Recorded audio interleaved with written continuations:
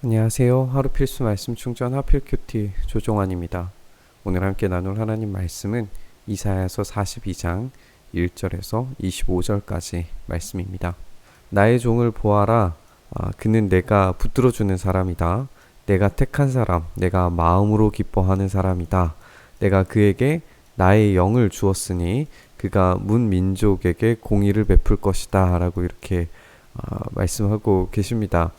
우리가 이 4절까지의 말씀 우리 같이 보면 잘 알겠지만 우리가 딱 떠오르는 우리의 시각에서 딱 떠오르는 것은 이제 예수님이죠.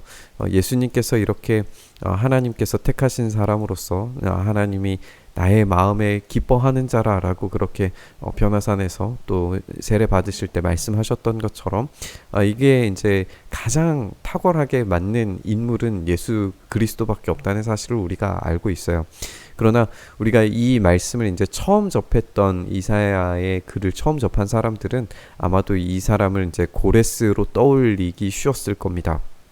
그렇게 1차적으로는 고레스를 떠올렸겠지만 이때 당시에 이제 이 고레스가 가지고 있는 어떤 한계성 그리고 완전히 이루어지지 않은 사건들과 예언적인 어떤 이야기들을 생각해 봤을 때 고레스가 정말 맞는 줄 알았는데 뭔가 부족한 게 있네? 라고 하는 생각을 가졌을 때 더 확실한 응답을 기대하게 될 겁니다.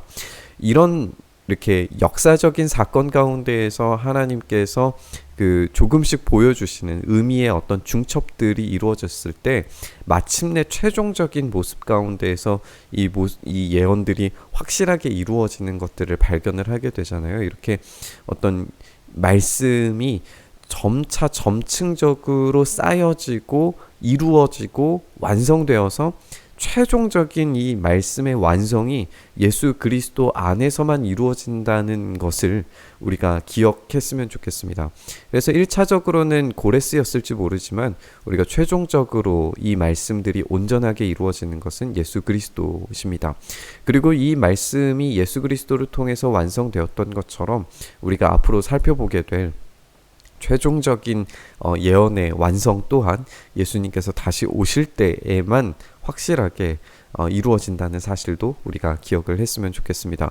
어쨌든 이 하나님의 사랑하시는 이 사람이 이 종이 소리치거나 목소리를 높이지 않고 거리에서 그 소리가 들리지 않도록 할 겁니다. 그는 상한 갈대를 꺾지 않고 꺼져가는 등불을 끄지 않으며 진리로 공의를 베풀 것이다 라고 이렇게 말씀하고 계십니다. 그는 쇠하지 않으며 낙담하지 않으며 끝내 세상의 공의를 세울 것이니 먼 나라에서도 그의 가르침 받기를 간절히 기다릴 것이다 라고 이야기를 하면서 단지 이스라엘 백성들 뿐만 아니라 먼 나라에서 이방인들까지도 이 가르침을 간절히 기다리게 되는 이런 상황을 맞이하리라는 것을 우리가 알 수 있게 됩니다. 하나님께서 하늘을 창조하여 펴시고 땅을 만드시고 거기에 사는 온갖 것들을 만드셨다. 땅 위에 사는 백성에게 생명을 주시고 땅 위에 걸어 다니는 사람들에게 목숨을 주셨다. 주 하나님께서 이렇게 말씀하신다.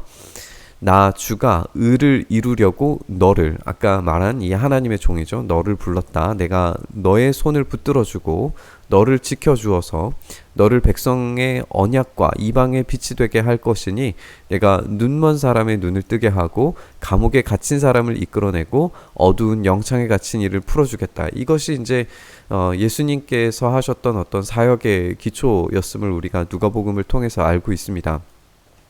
가난한 자들에게 복음을, 그리고 눈먼 자들에게 다시 눈뜨게 함을, 갇힌 자들의 포로된 자들을 풀어지게 함을 이 예수님께서 하시리라고 하는 그 사역들을 누가복음에서 선언적으로 이야기하셨던 것을 우리가 알고 있어요.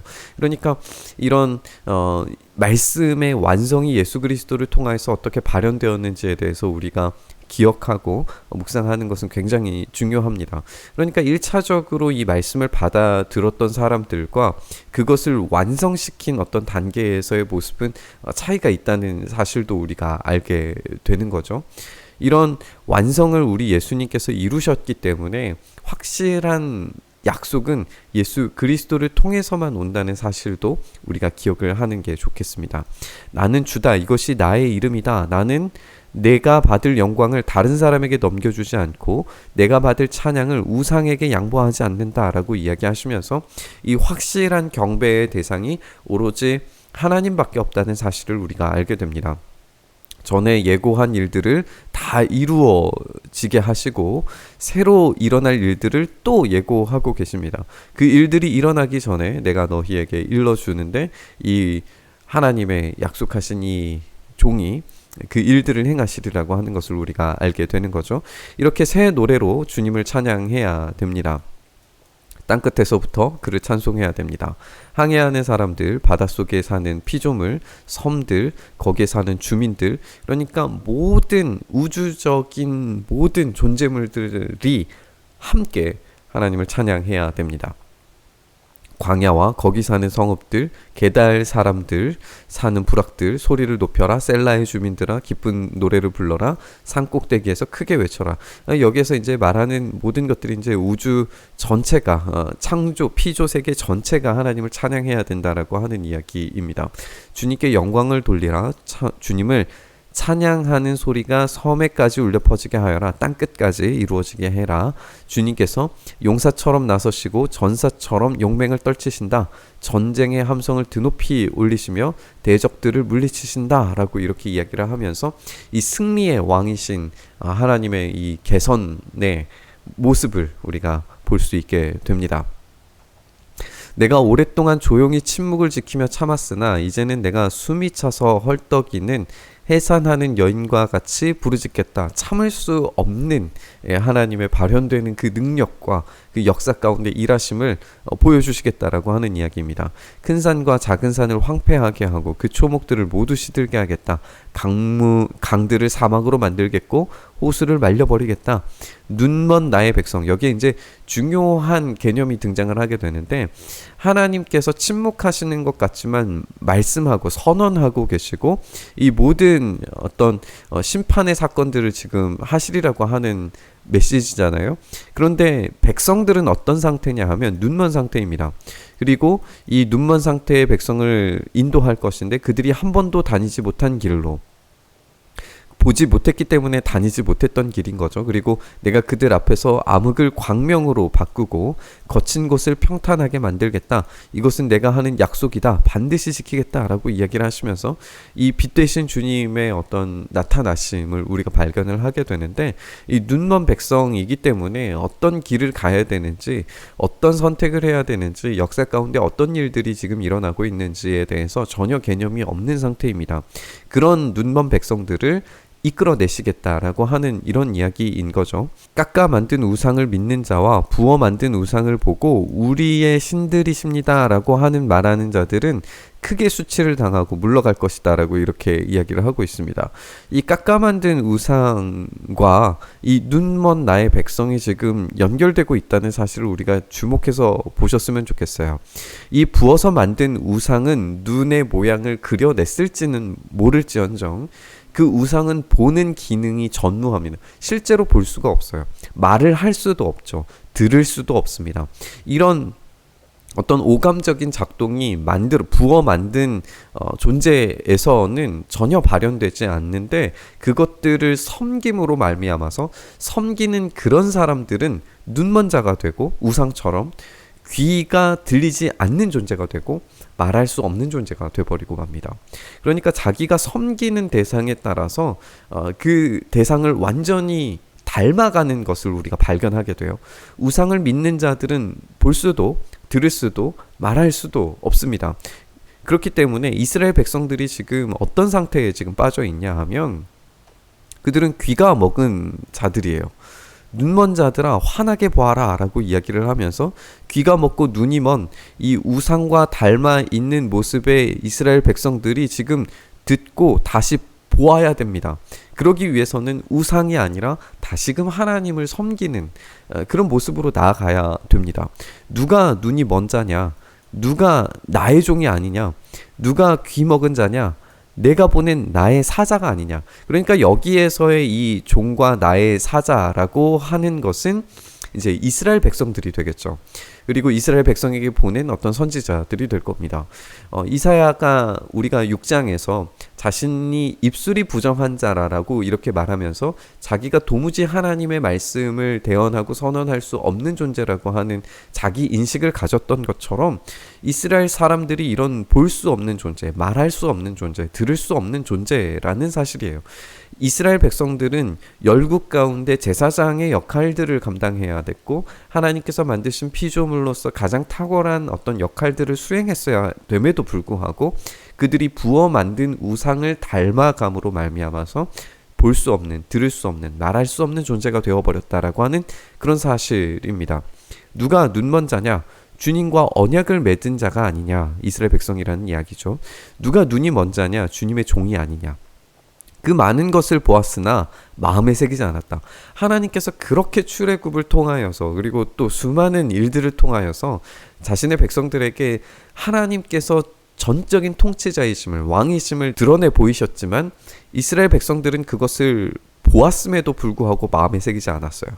귀가 열려 있었지만 귀담아 듣지 않았습니다. 오히려 우상을 숭배함으로 말미암아서 보지 못하는, 듣지 못하는 존재가 되어버린 거죠. 주님은 백성을 구원하셔서 의를 이루려고 힘쓰는 하나님이십니다.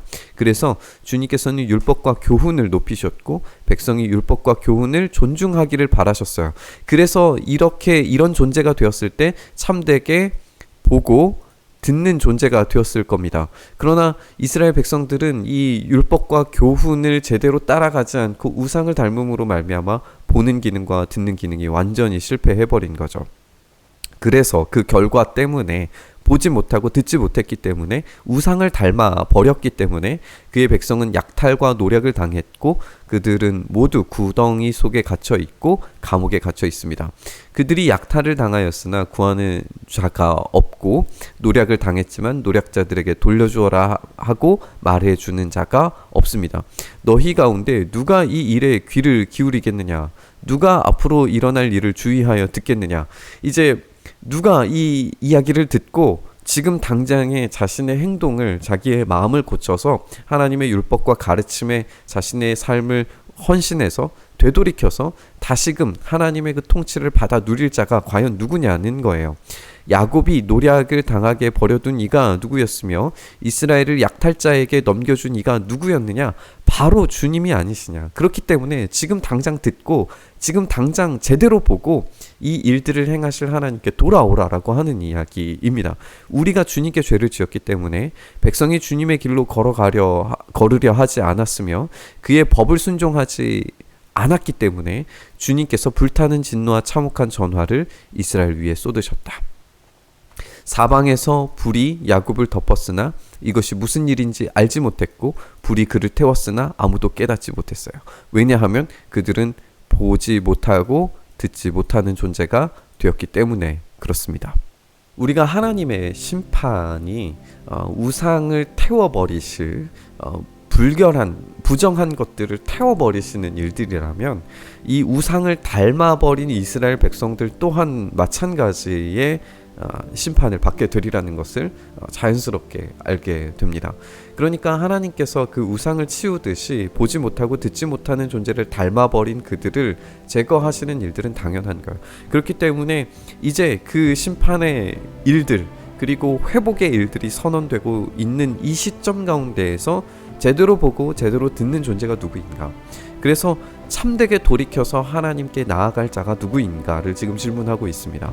그때 속히 되돌이키는 사람은 하나님의 구원을 얻겠지만 그렇지 못하고 여전히 보지 못하고 여전히 듣지 못하는 존재였을 때에 그들은 마땅한 심판을 받게 되리라는 것을 알고 있습니다. 우리가 예수님께서 이 눈먼 자들을 다시 보게 하고 그들 가운데 계속해서 왜 너희가 보아도 보지 못하고 들어도 듣지 못하느냐라고 그렇게 지적하셨을 때에 이 이사야 말씀을 그들은 깨닫고 다시 생각하고 다시 돌아오는 역사들이 일어났었어야 됐어요. 지금 이 시점의 우리에게도 마찬가지입니다. 우리가 하나님의 율법과 말씀에 따라서 온전한 순종을 살아냈을 때에 그런 참된 지혜를 획득한 잠언에서 말하는, 야고보에서 말하는 그런 살아있는 믿음을 살아냈을 때에 하나님의 그 회복과 구원의 역사들은 반드시 우리 가운데 임하실 것이고, 우리가 완벽하게 이루어지는 것은 예수님께서 다시 오시는 그때에 이루어지겠지만, 이 중간 단계의 고레스가 어떤 그런 하나님의 약속들을 미리 어떤 그림자처럼 보여주었던 것처럼, 우리의 인생 가운데 최종적으로 예수님이 오시기 전에 이런 구원의 역사, 부활의 어떤 참된 맛을 이 땅 가운데에서 경험할 수 있으리라는 것을 우리가 기대하고 알 수 있어야 합니다. 그렇기 때문에 오늘 우리의 삶 가운데 하나님의 말씀을 제대로 듣고 제대로 하나님의 역사를 바라볼 수 있는 눈과 귀가 필요합니다. 오늘 이 말씀 묵상하면서 참된 그 귀와 눈을 우리가 회복할 수 있게 해달라고, 주님께서 우리의 눈을 뜨게 하시고 우리의 귀를 여셔서 주님의 말씀을 보고 하나님의 역사 가운데 일하심을 우리가 눈으로 확인할 수 있게 해달라고 간절히 기도하는 시간 될 수 있었으면 좋겠습니다. 주님, 우리가 그렇게 참되신 주님의 일하심들을 우리의 삶 속에서 경험하게 하시고 우리의 귀로 듣게 하시고 우리의 눈으로 보게 하셔서 하나님께서 우리의 삶에 여전히 살아 계셔서 역사하고 계시는 분이심을 깨달아 알 뿐만 아니라 참되게 고백하고 멈출 수 없는 찬양과 경배로 주님께 올려드리는 인생 살아갈 수 있도록 주의 역사하여 주시옵소서. 그렇게 우리의 삶 붙드시기를 간절히 소망하며 우리 주님 예수 그리스도의 이름으로 기도드리옵나이다. 아멘.